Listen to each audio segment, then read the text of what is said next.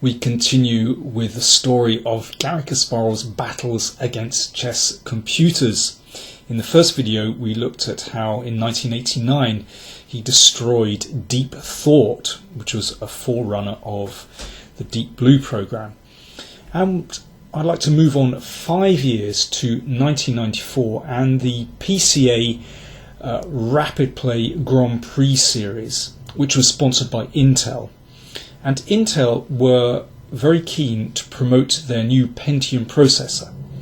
So they invited Richard Lang's Chess Genius program, which had won the World Microcomputing Championships on 9 occasions, to play in one of their tournaments, one of these rapid play tournaments.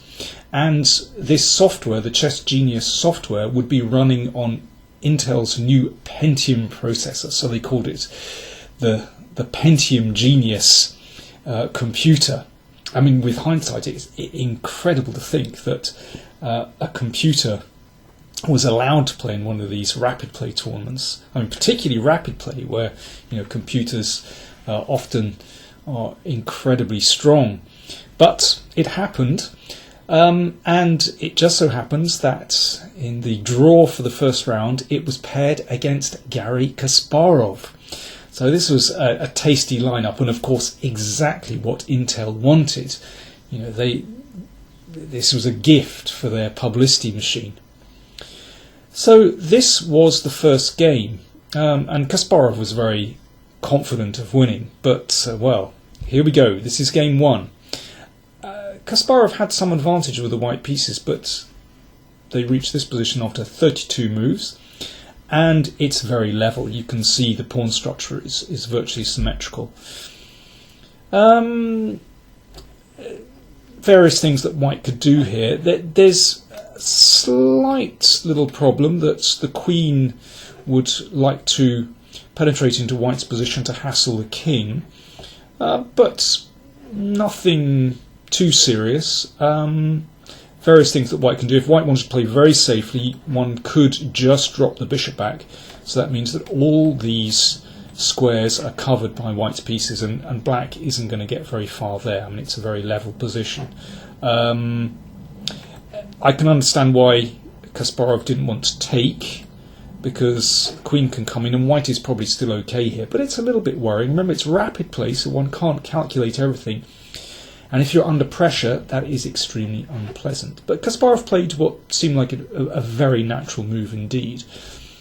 And I'm sure he was hoping to outplay the computer. Because, I mean, normally computers are pretty good in wild tactical positions where there's, they can use their calculating speed. But here, often they make positional blunders. But okay, after knight e3, which looks like a very sound move, looking at these outposts and also covering the d1 square, well, the Pentium Genius found a good move. Queen d4, and that's a little bit unsettling for white. Still, white is still okay here. But in a rapid play, Kasparov, under pressure of the clock, of course, the computer was moving very quickly, not so pleasant. I was actually commentating live on this game, and you could see that Kasparov was just getting more and more rattled. As, he's so expressive at the board. He took on f7. Now, the problem is, you would love to be able to simplify. But this is a little bit uncomfortable for white. This pawn can be supported by black's pieces. The king is a long way from blockading that pawn. In the meantime, these queenside pawns could be a little bit vulnerable. Probably still okay for white, but again, in a rapid play game, not easy. So Kasparov played pragmatically, avoided the trade, gave a check. Here, the king dropped back to f8. The queen is very active, slight problem, but it's only one active piece, and this is still completely tenable for white. But it's not so simple. The obvious move is king g2, which Kasparov played just to step out of the pin and safeguard these pawns, but actually it's not the best move. King f1 is actually still fine for white, and if you can play for example, king e2, and you know, everything is very secure. But, well, I mean, this is not an obvious move, because it is sort of bringing the king sort of slightly out in the open. But this is still fine. For example, like this, and actually you can give up this pawn and get some activity with the knight. Mate is threatened. The queen comes back, and then just king g2, and it's very difficult for black to get out of this bind. But once again, you know, it's time pressure, and when you're playing a rapid play game, you make moves that simply look good, and king g2 looks good, but actually this leaves white in a terrible position after a check. I mean, maybe it's best to come back with the king, but this is not easy. You know, black's pieces suddenly look quite good, and you know, can try to break open the king. So Kasparov moved the king up, but this leaves his king in a terrible position. Queen e2, great move, obviously attacking this pawn. And if, well, this shows you the kind of dangers. Knight c4 is the move one would like to make, remaining active. But here there is a forced checkmate. Let's just go through these moves. Not very difficult, very easy for a computer to calculate. And a human as well. Kasparov nudged the knight back, but now, you know, he's in a very awkward position. The king is not well placed on h3. The knight is passive, and the Pentium genius played extremely well at this point. Nice move, queen c4, remaining active, hassling the pawns, hassling the king. Queen e6, great move. Obviously, if the king steps up here, then it's going to be mate again with g5. So Kasparov was forced to weaken his pawns with g4, and now the queen ducked back. All these pawns are weak.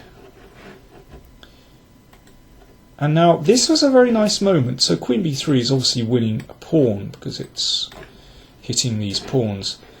After knight e3, Kasparov was hoping that it would take a pawn, and then, well, he has a little bit of chance to recover in this position because white's pieces are reasonably active.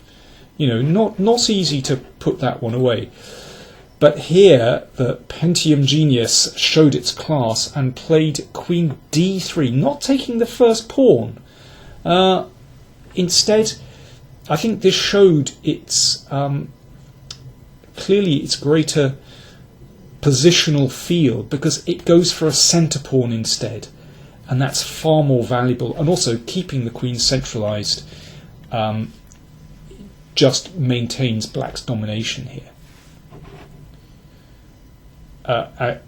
White simply can't hold that pawn, so after this, well, this really was a very clear extra pawn. I mean, these pawns are still vulnerable, the king is vulnerable, the knight can enter the game. Black is absolutely rock solid, and unsurprisingly, Pentium genius didn't have any trouble winning that game. So this was a two-game match actually. In the second game, Kasparov had an extra pawn but couldn't put it away, so Kasparov lost his mini-match 1.5-half and was booted out of the tournament. Incredible. In the next round, the genius defeated Predrag Nikolic, very strong grandmaster, pretty convincingly.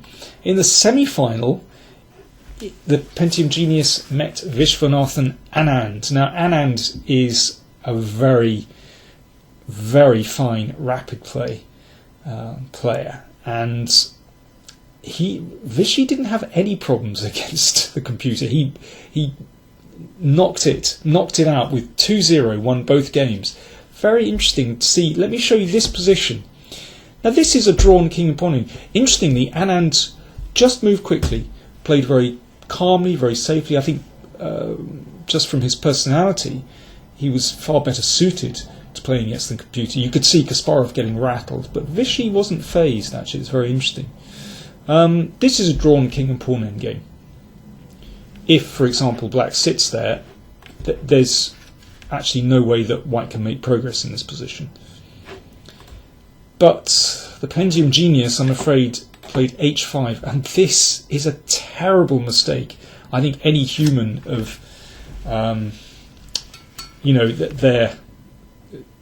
Kasparov, Anand's level, I think any decent player would see that h5 is a dreadful mistake, because Vishy just played h4 here. And this allows White's king to enter into Black's position. Doesn't matter whether Black plays g4 or takes it. The computer took the pawn. But it's fascinating that basically this is a problem with its depth of calculation. It couldn't see that White was actually winning this position very, very easily, because White just mops up these pawns. So White is now a pawn up and can just bring the king back, and, well, extra pawn, you just break through really, really easy. d5, you take this one. It's terribly simple. But the horizon calculation was too deep, even for the Pentium genius, which clearly had shown great strides. But, well, Kasparov, of course, was appalled, and I remember at the end of this tournament in the prize giving, Ivanchuk made a special plea not to have computers playing against humans. So it was a very dramatic moment, actually, and received a great round of applause from the spectators. Anyway, moving on a year, Kasparov, of course, wanted revenge, and a special match was set up in Germany, actually, between Kasparov and the Pentium genius. And of course Intel were very happy to repeat this match. This was just a one-off special, televised on German TV, played in Cologne. Again, I was commentating live, and you could see that Kasparov was, of course, taking this one very seriously, or let's just say more seriously, and still very, very confident, but somehow, with more resolve. It was a two-game match. This was the first game. Well, Kasparov with White has a pretty poor position out of the opening. Nowadays, if a computer had this position with Black, I think they would win against any of the top players very, very easily. Let's see what happened. The genius played, well, you could keep the bishops here, but I played a good move, exchanged on f3, and played queen d5. So the queen threatens two pawns. Good move. Rook d1. So now Kasparov looking worried, but going into hustle mode now. You could see him kind of knuckling down at the board. Rook d1. So giving Black a choice. Now, any human opponent would just take that pawn off on f3. White does have drawing chances in this endgame, no doubt about that. But Black is a pawn up, and well, Black can play this position without risk. This is the modern way of playing chess. You get an advantage, and you head for a position that you can play for a win without risk. But of course, a computer is going to go for the move which it evaluates as the absolute best move. Objectively, I don't think Queen A2 is the best move, actually. But again, this is to do with the calculation horizon, and running this position through, well, even my very basic software that I have here. It shows that it understands that White has long-term pressure here. So the rook hits the 7th rank. I mean, would any human player allow Kasparov's rook to hit the 7th rank like this? I don't think so. While the queen goes off on a little spending spree on the other side of the board, no. Looks very dangerous for Black. Black can still defend this. One possibility is to play rook e8, and after this, well, this is still a draw. This is not a problem. Rook f7, for example. But after bishop f8, well, bishop h6. I mean, it's quite clear that white has very good compensation there. So, yeah, rook e8 is probably only a draw. Queen b3 played. I mean, this is still absolutely fine for black, I should say. Rook d3, so inviting black to take a pawn. Best move, according to my limited, well, my not very strong software, is queen a2. I think this is fairly clear. White plays b3, which cuts the queen off from defending here. Takes. I mean, this looks absolutely terrifying.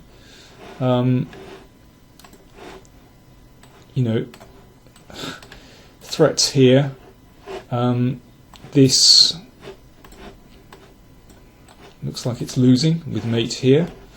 But actually, after bishop h6, incredibly, black survives. That queen protects this diagonal. Let me give you an example. So queen e4, trying to head down to the 7th rank. Rook f8, rook comes over. Queen e5, okay, watch out for this, but now black is just in time to make a draw. And so on. Let's go back. The queen took the pawn on b2. And now it gets pinned to bits. So basically greed overtook the machine. Queen c4, pinning. And here, queen f6 should still be a draw.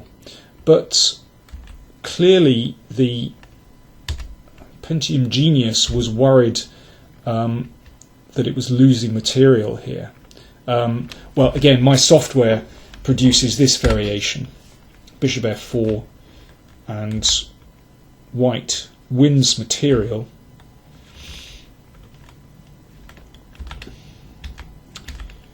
But this should be a draw. White probably won't win that one. But I can imagine that it might have assessed this position as being favourable. But instead, favourable for white, or possibly winning, I don't know. But instead, I mean, this is a terrible move. After this, any human player can see that black is in an absolutely fatal bind. Obviously, rook takes, bishop mate threatened. And of course, white can cash in straight away, but it's far better to maintain the position and to crack open black's kingside first. So black can only wait here, and before cashing in with the material, Kasparov, in total control, opens up black's king position, and black is absolutely dead. Only now he takes it, and f6, and here, well, the computer, threatened with mate, gave up a rook, and at that point the operator pulled the plug. Kasparov drew the second game very comfortably, and so the mini-match ended 1.5-1/2 in Kasparov's favour. So there we go. Kasparov still had just about the upper hand against his computer rivals in early 1995. This was actually May 1995.